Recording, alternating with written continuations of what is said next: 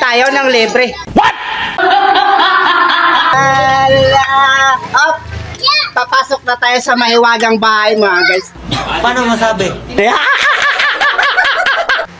Mahiwagang bahay. Ito po yung bahay guys. Ito yung po yung nakikita nyo po dito yung aircon. Sliding door po yan. What?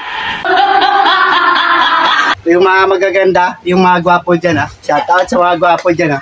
Paano masabi?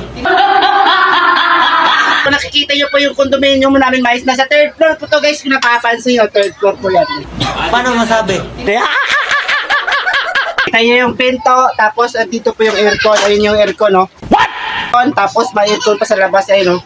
Pinakamalamig na aircon na sa bintana guys oh. Pag lumabas ka dyan sa bintana guys, makikita nyo kagad yung kalsada. Oh my God! Nasa third floor po kami, okay? Hapunan na mga guys. Masarap yung libre. Wiw, wiw.